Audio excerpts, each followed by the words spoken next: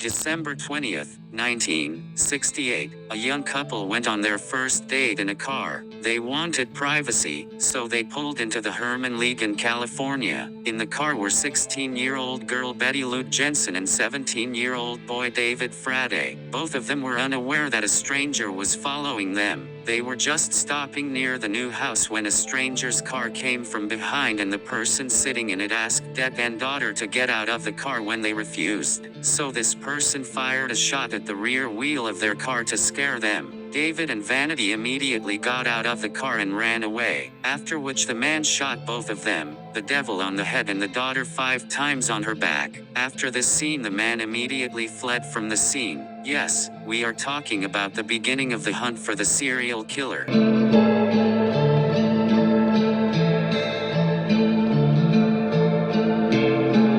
Zodiac Killer is one of the most feared serial killers of the 20th century. Between the 1960s and 1970s, he terrorized the entire city with his terrifying attacks. He would send letters proudly confessing to his murders and sell puzzles to solve them. After committing his first 2 murders, he went silent for 6 months but resurfaced with a second murder case. 4th of July, 1969. This U.S. It was Independence Day when 18-year-old Daly Inferna and 16-year-old Michael Magel went out in the car to get fireworks. They noticed that a strange car was following them, so they turned into the parking lot of Blue Rock Springs Park in order to trick the car. But the following stranger also followed them into the parking lot before he drove his car into theirs. I put it on park, but after a few seconds the car went into reverse and Michael breathed a sick's breath, and this sick was only a guest for a few moments. The stranger car came again and this time blocked their way. Parked behind it, a man came out of it with a powerful flashlight, which he initially thought was a police officer. Shots were fired at both of them and immediately got into the car and escaped. So Dahlia died on the spot, but Michael survived his injuries. After some time, the 3 children nearby called the police. The most iram step was to ask the value department at 12:40 p.m. After the step on the same day. After 40 minutes, he gave the identity of a stranger to the police department, which he was doing on the phone. But he hung up before he could say anything. The first phone call. 4. He gave some details that only the police knew, like which police fired, how many shots were fired and what clothes the victims were wearing. This, along with legal. Zodiac Killer also sent an encoded message and demanded that this cipher should be published in the next day's newspaper or else he would loot more drops. At present, this cipher could not be deciphered. After it was in the newspaper the next day, a related couple gave this cipher the same day. It was written in the cipher, "The people he is killing will become his slaves in the afterlife." After 2 months of silence after the letters to the newspaper, Zodiac Killer reappeared with a new case on September 27, 1969. A college couple picnicking at the edge of the First Lake, Brian Hartnell and Celia Shaput, noticed a man was standing near them. He was wearing a black suit with a zodiac symbol on it. At the same time, a dick pulled out his gun and demanded money and car keys from Copill. Brian had 75 cents at the time, which he gave to him along with the car keys, so he returned the car keys to Brian and tied both of their hands with a rope at gunpoint. Then he took out his knife and stabbed both of them several times. Thinking that both of them are dead, Zodiac Killer went back to the car and escaped after writing a message on Capel's car, in which he wrote the name of the place, date, time and the name of the weapon to Copill. When he was found in an injured state, he was breathing and was taken to the hospital, but Saida succumbed to her injuries while Prime survived, who told the police everything about the incident in detail, including his previous murder. Similarly, a Saudi man called the police at 7:40 a.m. on the same day and told all the details of the murder. Here, the police found a particular pattern in Soda's operations. First, he used to target only young couples. Second, his attacks only happened on weekends, around holidays. Thirdly, he would attack either in the dark of night or in the evening when there was a faint light. Fourthly, whoever he killed, he would proudly admit it as if challenging the authorities. A sixth pattern was that most of the murders took place near water. The human pattern suggests that perhaps the Zodiac is desperate for love or has a particular hatred for girls, since 2 of the last 3 attacks involved boys. Although the police were unaware that Zodiac's next target was to break the pattern, on October 11, 1969, just 2 weeks after the previous murder, Southier shot Bal. 9th, the cab stopped the driver at 9:30 p.m. and told him to go to Presidio Heights on the street. When the driver reached his destination, Zodiac first waited for the car to stop and then Bal shot the team at point-blank range. After that, Zodiac got down and took the money with him. During this murder, 2 children were watching the whole scene from the 2nd floor of a certain building. They immediately informed the police, but they made a mistake that they killed Zodiac. While telling Holia, he told that its color was black.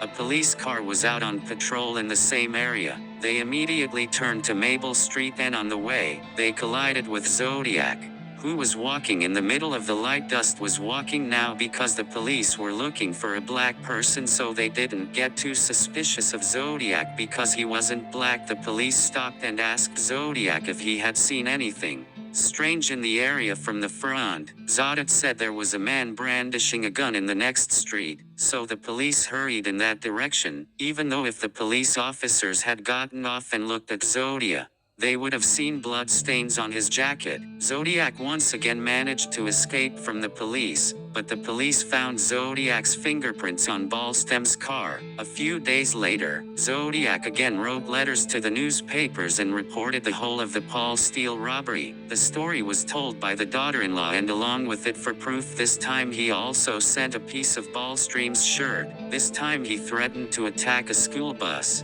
There was never any attack on the school bus. With the help of the children who had seen Zodiac, a new fresh sketch of Zodiac was made and distributed among all the taxi drivers, but this time a new method was used to kill the taxi driver. Exactly 10 days after the 20th of October, 1969, Saudi Arabia phoned the outlying police department and said that he wanted to speak to Melvin first, then a well-known lawyer, on a TV show on Channel 7. There was a talk show that day. I Want to Talk on the TV show. It was a talk show of Channel 7 which started early that day. After waiting for some time, Saudi IRQ called but hung up the phone. The next time he called, this call and this call that lasted for a long time. Zodiac gave his name as Sam. During the entire show, he made 35 calls, of which only 12 were on air. It turned out that the call was not made by the Zodiac because all those who heard the original voice of the Zodiac said that it was not the voice of Sodium. After a couple of weeks of wife-shore drama, the newspapers were told by Zodiac he and the letters he received contained an encrypted cipher in the middle of the letters that he wanted to republish in the newspaper. The first cipher was cracked in one day. A few years ago in 2020, 3 court breakers cracked this cipher with the help of computer software. The caller on the talk show was not in the caller while the letters he had written to the newspaper editor with ciphers finally got a kilo in the police. This time he was threatening the police that he had a palm. He has made this letter, which is lying in his basement, written on several pages. This was the only thing in the letter written on pages that if he was really telling the truth,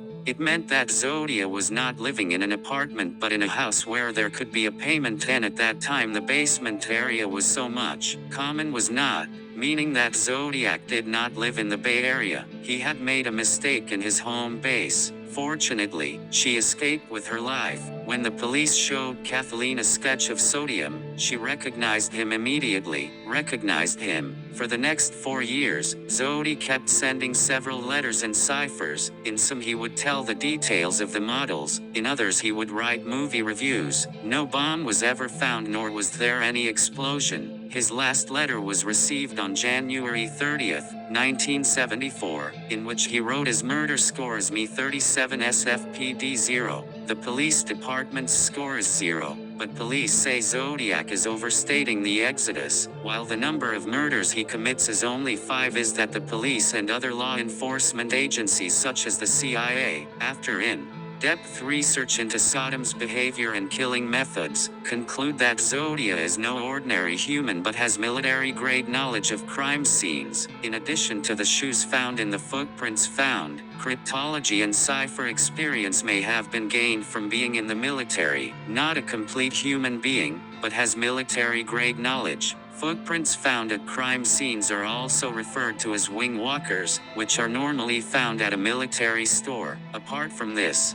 he may also have cryptology and cipher experience, has achieved while being in the military now because it was completed and it was also getting a lot of attention, and in between many people falsely claimed to be a Zodiac to get attention like the real Zodiac searched for the police, and it became more difficult. In the beginning, the police suspected a man named Arthur Allen. There was a lot of evidence against Arthur. One was that he had a military background. It was also made of people. I have since found a watch with the password 1 written on it and also made by people, but neither Arthur's handwriting nor fingerprints matched Zodi 1. The second suspect of the police who died was a person named Richard Cast because his appearance Zodiac did not match with his handwriting and fingerprints Zodiac. Of course, the case got a lot of publicity, but the real identity of the Zodiac killer remains a mystery in the world of crime.